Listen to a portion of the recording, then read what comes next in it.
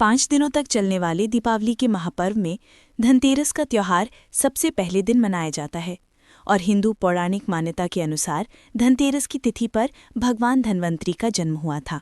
भगवान धन्वंतरी को आयुर्वेद और अच्छी सेहत के देवता के रूप में पूजा जाता है। दिवाली पर धनतेरस के दिन भगवान धन्वंतरी की पूजा करने से जीवन में सुख, समृद्धि, ऐश्वर्य और अच्छी सेहत का आशीर्वाद प्राप्त होता है।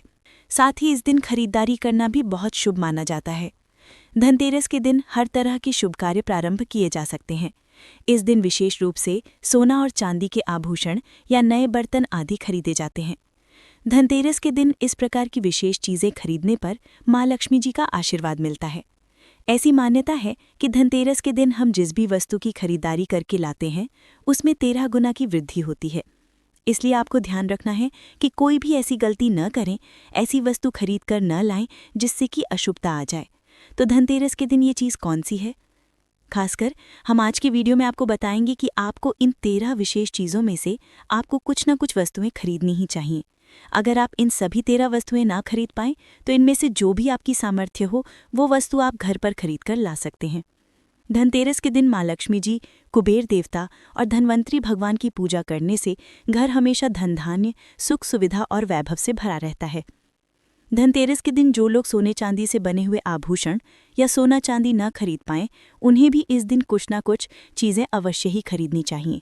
सबसे पहली वस्तु है नई झाड़ू। धनतेरस के दिन नई झाड़ू खरीदना बहुत शुभ माना जाता है।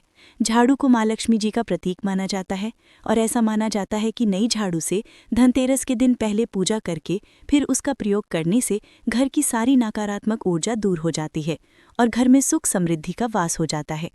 अगर हो सके सामर्थ्य हो तो धनतेरस के दिन एक झाड़ू का गुप्त दान करना चाहिए।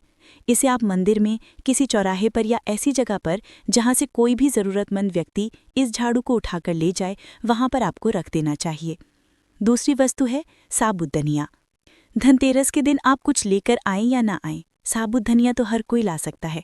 साबुत धनिया लाकर दिवाली के दिन उसे पूजा करने के बाद अपने ही घर में क्यारी में या गमले में डालना चाहिए और ऐसा करने से कहा जाता है कि घर में आपके जो भी धन है, जो भी आय है, उसमें बरकत होने लगती है।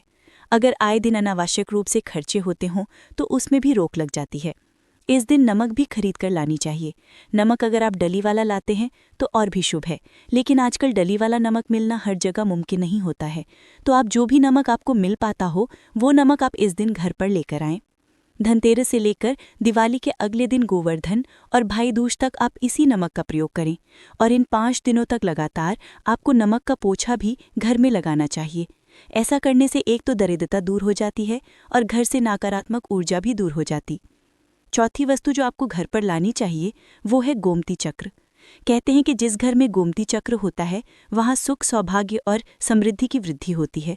गोमती चक्र घर पर रखने से वास्तु दोष भी दूर हो जाता है और अगर घर परिवार में किसी भी सदस्य में आत्मविश्वास की कमी हो तो धनतेरस के दिन गोमती चक्र लाकर उनके हाथ से पूजा करवाकर फिर बाद में आपको इन गोमती चक्र को अपने मंदिर में या फिर धन रखने के स्थान पर आपको रख देना चाहिए। ऐसा करने से जो भी संबंधित परेशानी है वो दूर हो जाती है। आपको ये सारी वस्तुएं मार्केट में पूजा वाली दुकान में बहुत आसानी से मिल जाएंगी। 5वीं वास्तु है कौड़ियाँ।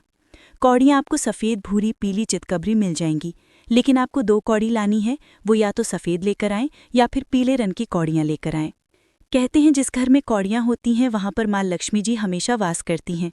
कौड़ियाँ माँ लक्ष्मी जी को आकर्षित करती है, इसलिए आज के दिन आप 5, 7, 11 या 13 कौड़ियाँ लाकर आप चाहें तो धनतेरस की शाम को या फिर दीपावली की रात को इनकी पूजा करके रोली, अक्षत, कुमकुम अर्पित करके फिर एक लाल कपड़े में बांधकर आपको अपने घर में जहाँ पर भी आप धन रखते हैं वहाँ रख देना चाहिए। हर साल आप इन्हीं पुरानी कौड़ियों की पूजा कर सकते हैं। हर साल आपको कौड़ियाँ खरीदने की आवश्यकता नहीं है। यदि आप नई कौड़ियाँ खरीदना ही चाहते हैं तो पुरानी कौड़ियों को आप जल में प्रवाहित कर दें। छठी वस्तु है श्रीयंत्र। श्रीयंत्र खरीदते समय देखें कि उस पर सभी चिन्ह, सभी जो भी निशान होते हैं वो अच्छे से अंकित होने चाहिए। श्रीयंत्र जिस घर में होता है, नियमित रूप से श्रीयंत्र की पूजा जिस घर में होती है, वहाँ पर भी कभी धन का अभाव नहीं रहता। श्रीयंत्र की उत्पत्ति को लेकर धार्मिक पुराणों में उल्लेख मिलता है कि एक बार महालक्ष्मी जी अप्रसन्न होकर पृथ्वी से बैकुंठ लोक चली गईं। माता के रुष्ट हो जाने से धरती पर बहुत सारी समस्याएं प्रकट हो गईं। ब्राह्मण और महाजन बिना लक्ष्मी जी के निधन हो गए। तब ब्राह्मणों में श्रेष्ठ वशिष्ठ मुनि ने निश्चय किया कि मैं लक्ष्मी जी को प्रसन्न कर पृथ्वी पर वापस ले आऊंगा। जब मुनि वशिष्ठ बैकुंठ में जाकर महालक्ष्मी जी से मिले तो उन्हें पता चला कि महालक्ष्मी जी तो अप्रसन्न हैं और वे किसी भी स्थिति में पृथ्वी पर आने को तैयार नहीं हैं।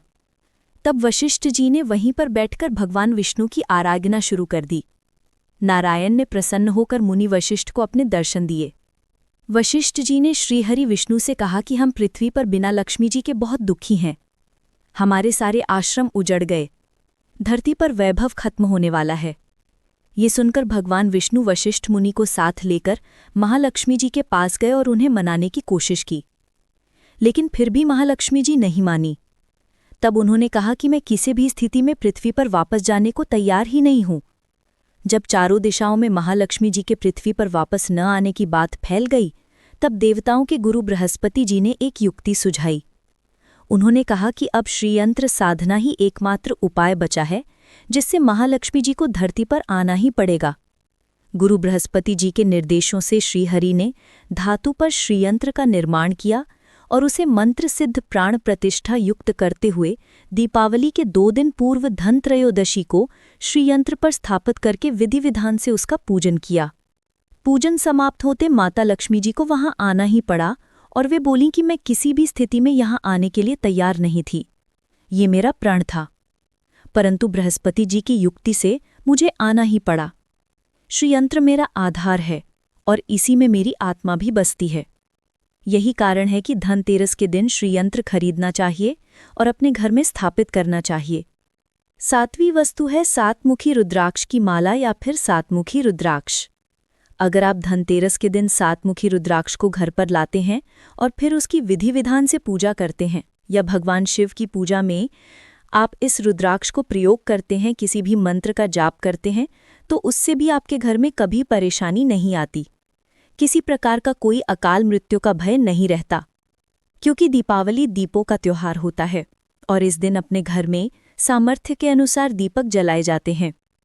धनतेरस के दिन भी दीप जलाने चाहिए। अगर आप चाहते हैं आपके घर में साक्षात महालक्ष्मी जी का वास सदा बना रहे, पूरे वर्ष भर आपके घर में धन की कोई कमी न रहे, आपको कभी कर्ज लेने की नौबत न आए, तो ऐसे में धनतेरस की शाम को आप 13 दीपक घर के अंदर और 13 दीपक घर के बाहर जलाएं। ऐसा करने से माँ लक्ष्मी जी का आशीर्वाद प्राप्त होता है। और धनतेरस के दिन 8वीं जो वस्तु है वो आपको मिट्टी के दीपक जरूर खरीद कर लाने चाहिए।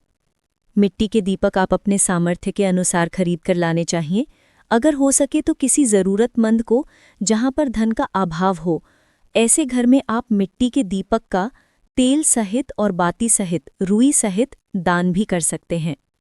9वीं वस्तु जो आपको खरीद कर लानी चाहिए वो है लक्ष्मी जी और गणेश जी की मूर्ति। वैसे तो मिट्टी की मूर्ति ही घर पर लाना शुभ होता है, लेकिन यदि आप मिट्टी की मूर्ति लाना चाहें तो धातु की मूर्ति, जैसे कि आप चांदी की, सोने की या पीतल की मूर्ति भी घर पर ला सकते हैं। अगर आपके पास पहले से ही मूर्तियां हैं तो आप ज़रूरी नहीं है कि हर दीपावली पर मूर्ति खरीदें। धातु की मूर्ति यदि है तो हर साल आप मूर्ति ना खरीदें, लेकिन मिट्टी की मूर्ति है तो उनका विसर्जन कर आपको धनतेरस के दिन नई मूर्तियां लाकर उनकी पूजा विधि विधान से करनी चाहिए। धनतेरस के दिन खरीदी गई नई मूर्तियों की पूजा आपको दीपावली की शाम को करनी चाहिए।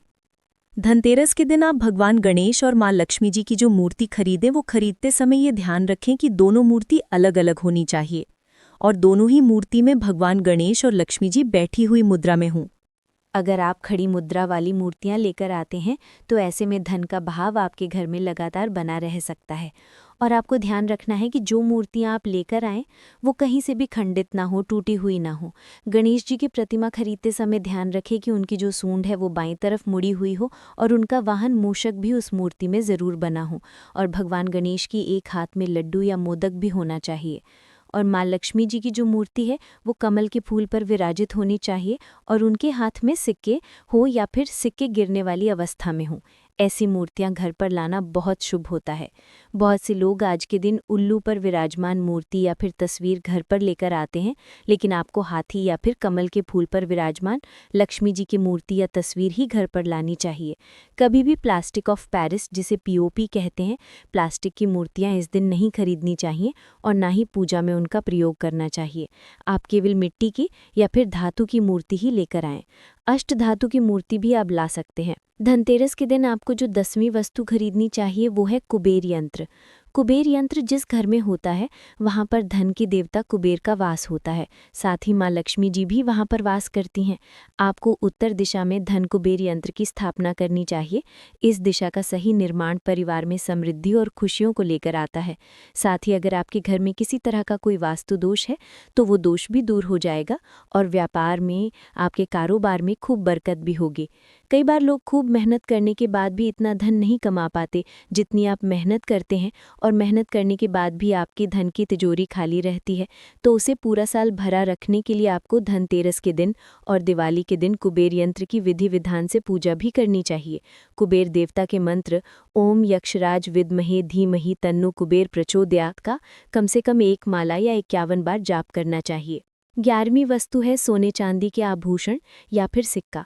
अपनी सामर्थ्य के अनुसार आपको आज के दिन सोने चांदी के आभूषण या फिर कोई भी चांदी का सिक्का खरीदना चाहिए और उसकी भी पूजा आपको करनी चाहिए। यदि आपकी सामर्थ्य ना हो तो आप सोने चांदी के आभूषण या सिक्के की बजाय मिट्टी के बर्तन या एक चम्मच भी आज के दिन खरीद कर घर लाते हैं तो इससे भी आपके घर में पूरे साल खूब बरकत होती है। सब जानते हैं कि धनतेरस के दिन नए बर्तनों की खरीदारी की जाती है, लेकिन नए बर्तनों में भी आपको ये ध्यान रखना है कि आज के दिन यदि आप पीतल के बर्तन खरीद कर लाते हैं तो वो ज़्यादा सौभाग्य होते हैं। आप पुराने टूटे हुए बर्तनों को बदलकर भी नए बर्तन घर पर खरीद कर ला सकते हैं।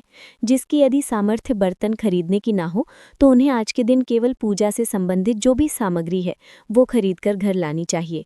ऐसा करने से भी आपको धन, कुबेर भगवान और माँ लक्ष्मी जी का आशीर्वाद प्राप्त होता है।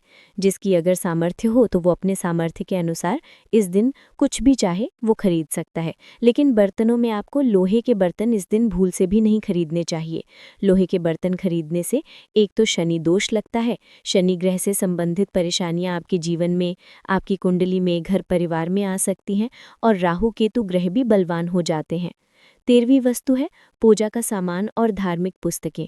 अगर आप अब तक बताई गई सभी 12 वस्तुएं खरीदने में असमर्थ हैं तो आज के दिन यदि आप अपने घर में पूजा से संबंधित कोई भी वस्तु खरीद कर लाते हैं, जैसे कि मिट्टी के दिए वगैरह कुछ भी लेकर आते हैं, तो इससे भी आपको धनतेरस के दिन की गई पूजा का पुण्य अवश्य ही प्राप्त होता है।